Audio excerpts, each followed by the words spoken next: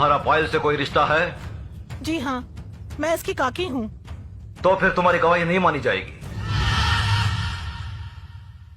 गवाही सिर्फ उसकी मानी जाएगी जिसने अपनी आंखों से देखा है, लेकिन इस लड़की के खानदान से उसका कोई रिश्ता ना हो।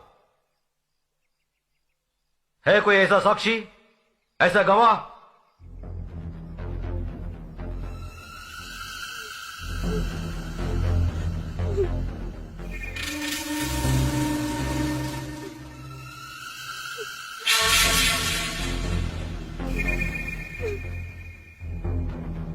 मैं हूँ मालिक।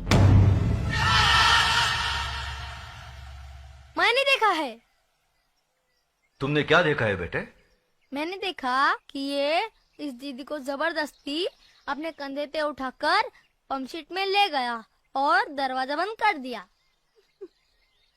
ये बचाओ बचाओ चिल्ला रही थी, मगर वहाँ कोई नहीं था।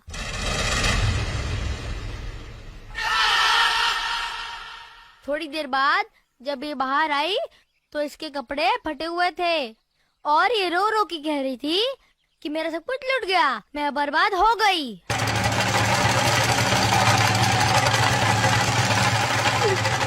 जगन्नाथ, कमीने कुत्ते, तूने इन गरीबों को क्या समझा है?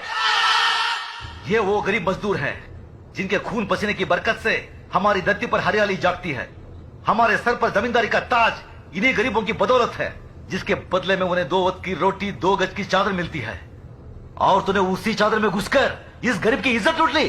फिर तुझ में और जानवर में क्या फर्क रहा? मुनीम जी, देवी माँ के मंदिर से सिंदूर ले आओ। जी मालिक। पायल, तुम इधर आओ। जिन हाथों से मजबूर करके इस कमीने ने तुम्हारी इज्जत लूटी, आज ये उन्हीं हाथों से तुम्हारी मांग भरेगा, तुम्हें अपनी पत्नी बनाएगा। ये हमारा फैसला है। गजराज, अपना फैसला बदल दे। आंखें मत दिखा। ये नीच जिसके पांव अगर मेरी हवेली के फर्श पर पड़े तो फर्श गंदा हो जाए, इस 2 टके की लड़की को तुम मेरे घर की बहू बना रहे हो। तू नहीं जानता, जमींदारों में तो ऐसी बातें होती ही रहती हैं। मजदूर औरतों और मालिकों के बीच में ऐसे खेल तो अक्सर होते रहते हैं। कोई अपनी बीवी नहीं बनाता उन्हें। खामोश! मजदूर औरतों की इज्जत जमींदारों के बाप दादाओं के कोई जागीर नहीं होती जिसे वो अपनी मनमानी करे, रोन दे, कुचले। इज्जत इज्जत होती है, चाहे वो किसी ठाकुर की बेटी हो या किसी मजदूर की। पागल हो गया तू? तुझे इंसाफ करने की अकल नहीं है। तेरा अंजाम बहुत बुरा होगा गजराज।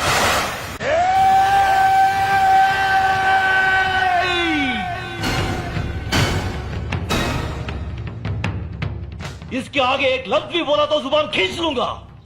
तेरी औकात मेरे सामने खड़े होने की भी नहीं है और तू मुझे ललकारता है। गजराज ठाकुर ने कभी किसी अंजाम की परवाह नहीं की। अगर परवाह की है तो सिर्फ अपनी आन, इंसाफ, अखलाक और ईमान की। इस लड़की के जन्म, जात, नाम, इसकी कोई अहमियत नहीं है हमारी नजर में। अहमियत है तो सिर्फ इसकी इज्जत, इसकी पवित्रता की। जगन्नाथ, मांग भर इसकी। गजराज!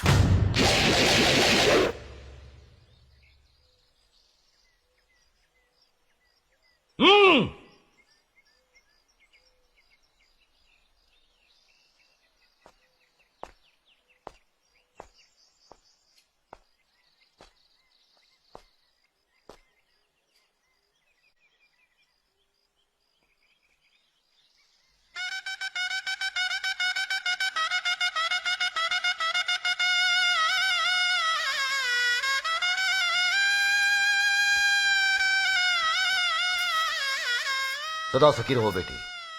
जगन्नाथ, अगर तुमने इसे कोई तकलीफ दी तो हमसे बुरा कोई नहीं होगा।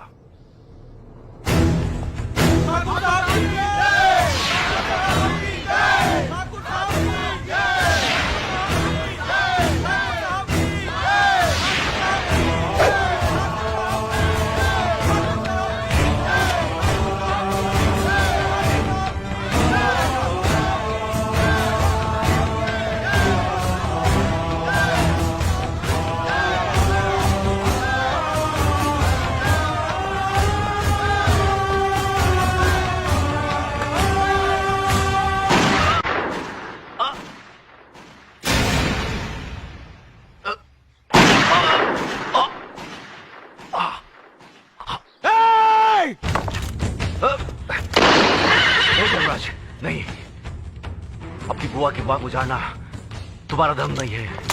बाबूजी, बाबूजी, भैया मेरे भाई को मार डाला, मेरे देवता समान भाई को मार डाला। ये क्या किया तुमने? ये कैसा अनर्थ किया?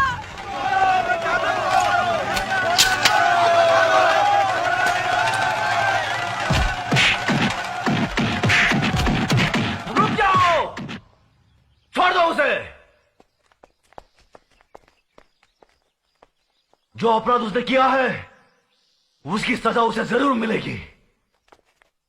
आज से 18 साल के लिए हम रंजीत सिंह ठाकुर को समाज और बिरादरी से बाहर करते हैं।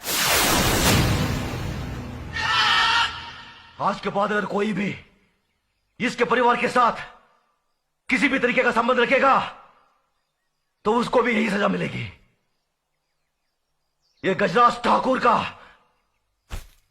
फैसला है। भैया, बाबूजी, भैया, बाबूजी, बाबूजी, बाबूजी। धर्मराज, न्याय करने वालों के लिए रिश्ते और जज्बात कोई मायने नहीं रखते। बेटे, जान चली जाए पर आन ना जाने पाए। जान देकर जो आन की रक्षा करता है वही न्यायाधीश इंसाफ के आकाश की बुलंदी को छूता है।